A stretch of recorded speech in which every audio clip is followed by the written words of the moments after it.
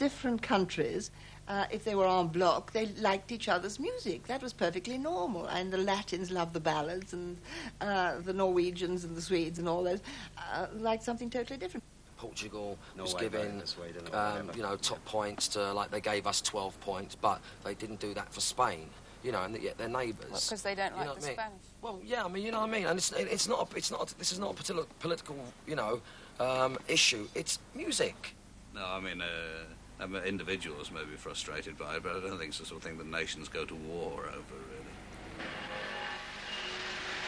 It's the first day of the coup. Before dawn, the soldiers of this army of salvation began their march on the capital. The secret signal to move was given when Portugal's Eurovision Song Contest entry was played on the radio. Em silêncio, amor, em tristeza e fim, eu te sinto em flor, eu te sofro em mim, eu te lembro assim. Oh, and it's Napoleon. Napoleon, no wonder the song is called Waterloo. This is Sven Olaf Waldorf, who's really entered into the spirit of it all, dressed as Napoleon. One of the biggest pop groups in the world came from the Eurovision, Abba, in 1974. The best, success-wise, had to be Abba. I enjoyed them from the word go, but my late husband committed a terrible sin. He thought one of them was in charge of the bar and kept on asking her for a drink. Waiting for Waterloo by Abba for Sweden. Watch this one.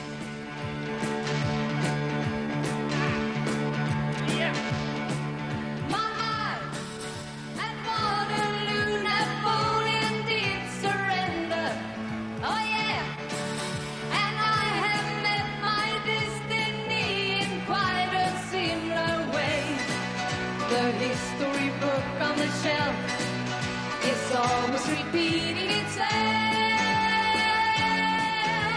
Waterloo, I was defeated, you won the war. Waterloo, promise to love you forevermore. Waterloo, couldn't escape if I wanted to.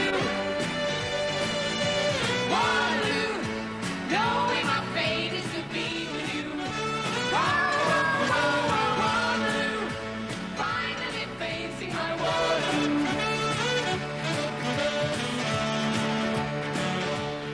I mean, if I said it sold 400 million albums, CBS would tell me that I'm wrong. It might be 1,000 million albums, all from the Eurovision. It's more likely that a song written in the English language will play to greater markets than a song written in Turkish or Greek. It's as simple as that. Sweden, 1975. In the wake of ABBA's recent victory, a huge march through Stockholm protests about the lack of any national identity in Eurovision Song Contest entries.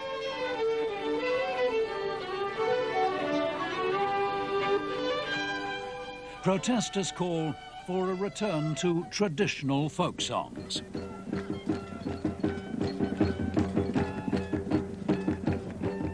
I so vividly remember the 1978 contest because whereas it was obvious from the beginning that the Israeli entry was going to win, so there was no excitement there, you suddenly realized halfway through that there was a chance that Norway was going to get nil. And I was on the edge of my seat because I thought if one country gives it 1 point now, it's going to spoil it.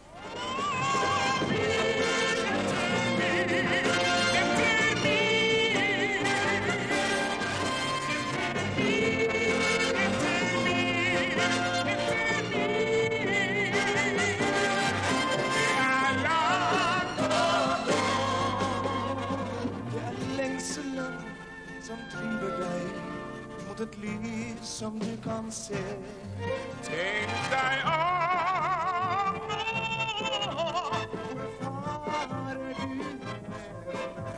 Du har vandret alt for lenge. I used to have a game with my friend, one of my friends, Eric Griffiths' wife, who was always with him on these occasions, and we used to work out during the actual rehearsals our own score marks as a guess as to what would happen. And nearly always, I was absolutely miles out. I mean, I remember on several occasions I chose Norway, because I thought they were very catchy and very brilliantly orchestrated little songs. But of course they always came nearly bottom.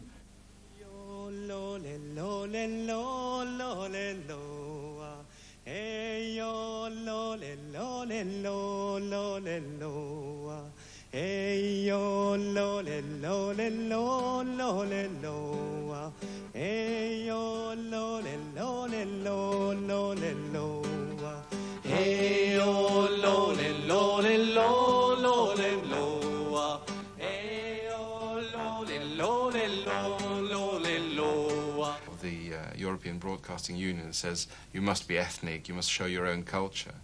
But if by showing your own culture you turn the ears off of those who listen, then you've lost.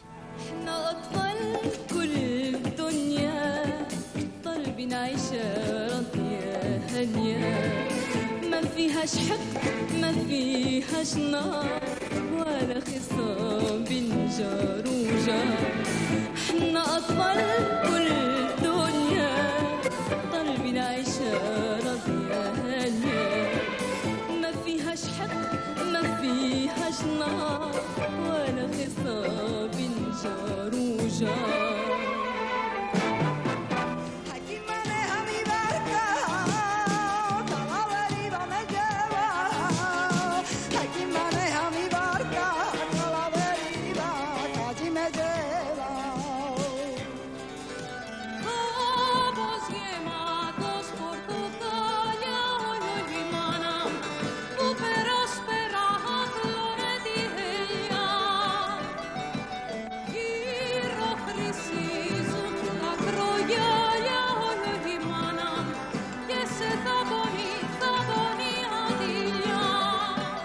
What you've got to do is to offer what I would call fast food music.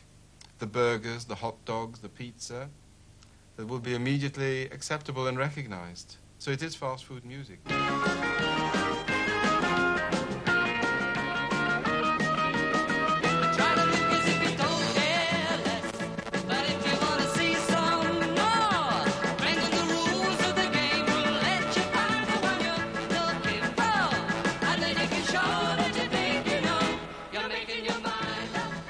Labelled as Bucks Fizz, Eurovision stars, Yeah. always. And it actually sometimes hangs around your neck like a lead weight, because people expect you to still do the same routines and do every song like Making Your Mind Up, parts 2, 3 and 4. When actually, even our follow-up single to Making Your Mind Up was nothing at all like it. It was a really credible, good song. And to be honest, I don't think Making Your Mind Up was a good song. It was a good Eurovision song. Like I said, it appealed like Puppet on a String. It appealed to children. It was happy, floppy, dancey music. But I didn't like it. I did. In the old days, you know, when they used to have sort of like beauty competitions or something like this, and you think, well, what was produced was a kind of a type of human being that was capable of winning a beauty competition, you know. So, I mean, it had no meaning beyond that, and neither does the Eurovision Song Contest, you know. And you prepare yourself and do the things that are necessary to be done in order to win the Eurovision Song Contest. And if it means wearing sort of yellow bum freezer jackets and stuff like that, then that's what you have to do.